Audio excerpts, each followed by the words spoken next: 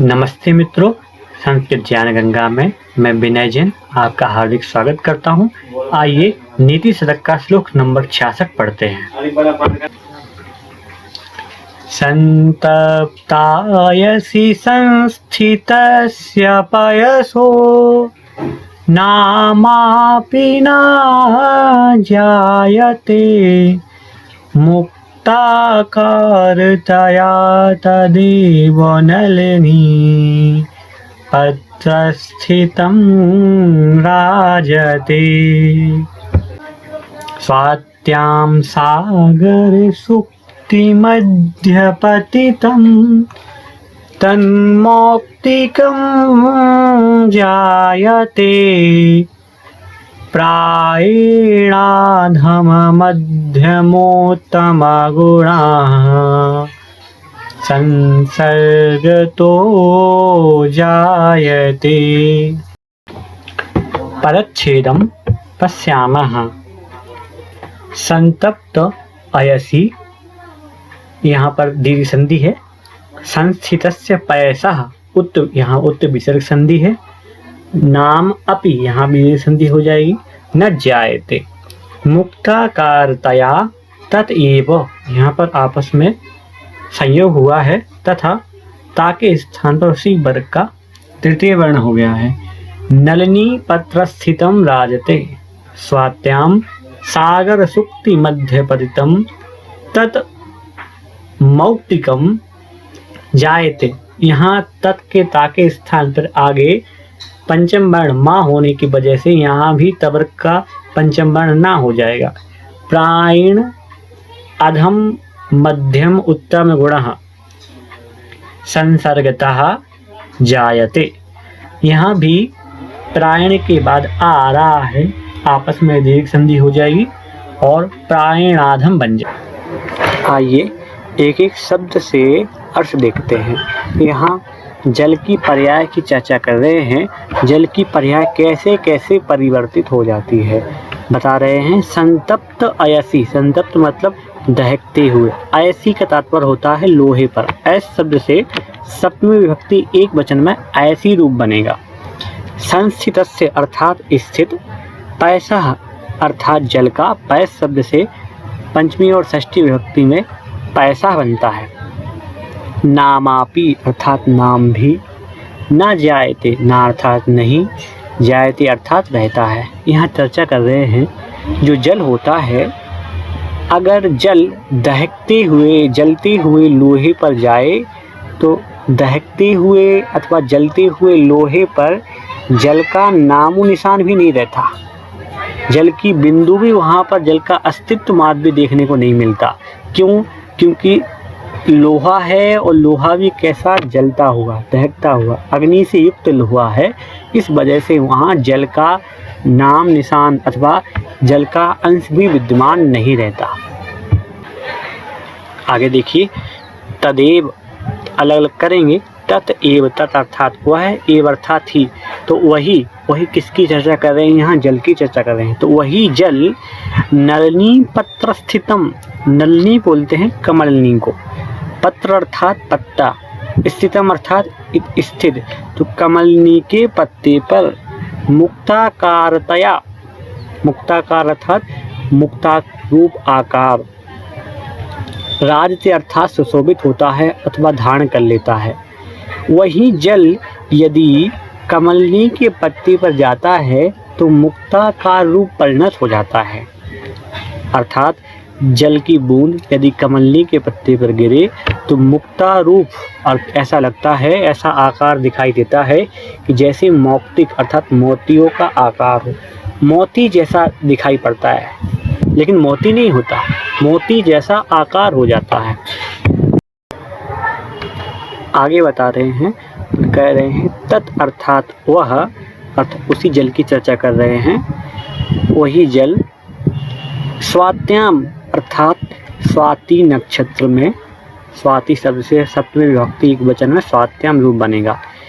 सागर सुक्ति मध्य पतितम, समुद्र में एक सूक्ति जो होता है, उस सूक्ति के मध्य में यदि गिरे वही जल की बूंद यदि समुद्र में स्थित सुक्ति में गिरता है तब मौक्तिकम का तात्पर्य होता है मौती रूप, जायते अर्थात हो जाता है।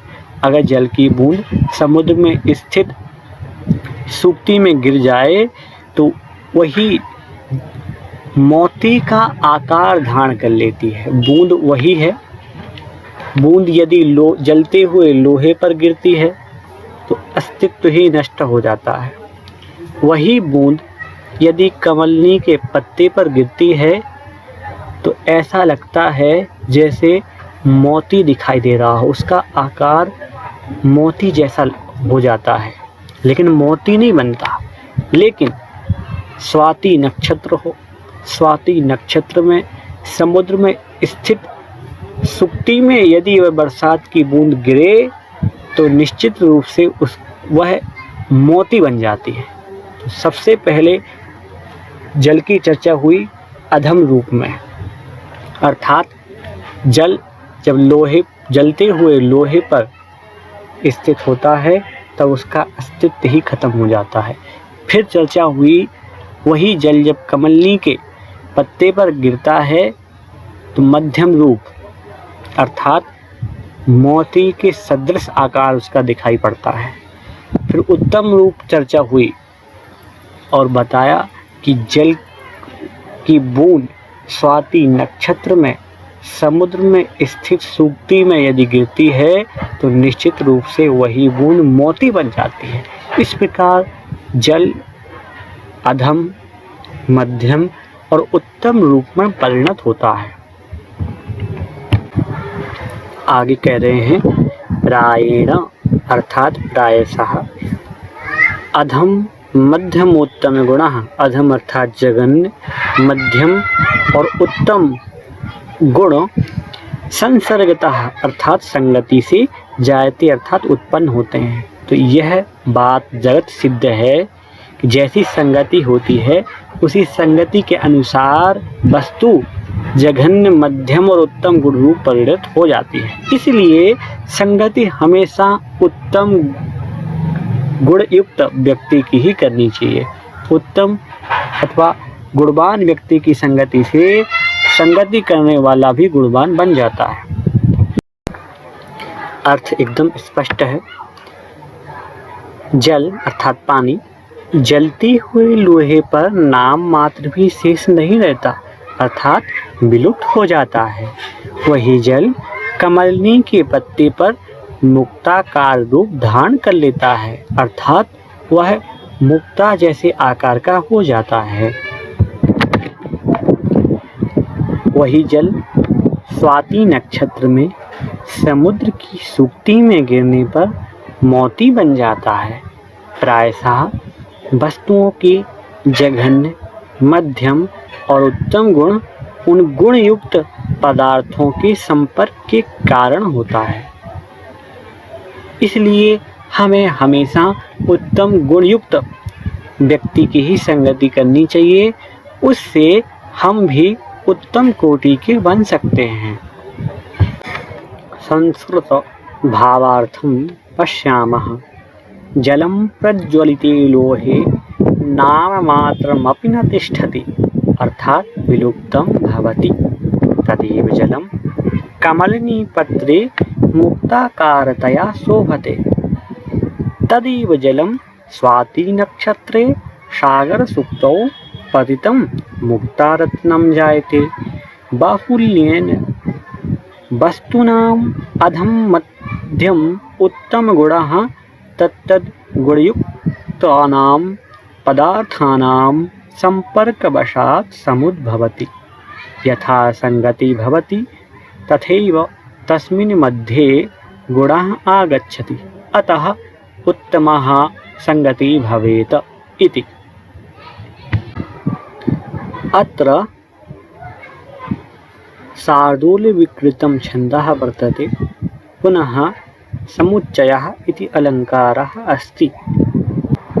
प्रारंभ से अंत तक समस्त कक्षा पढ़ने के लिए बहुत बहुत धन्यवाद। जिन महानुभावों ने अभी तक हमारे इस चैनल को सब्सक्राइब नहीं किया है तो कृपया सब्सक्राइब करें, लाइक करें किसी विशेष सुझाव, शिकायत अथवा किसी प्रश्नोत्तर के लिए नीचे कमेंट्स बॉक्स में अवश्य पूछें। हमसे जुड़ने के लिए नीचे हमारा कॉन्टैक्ट नंबर दिया हुआ है, हमसे व्हाट्सएप आदि के माध्यम से कॉन्टैक्ट भी कर सकते हैं। धन्यवाद।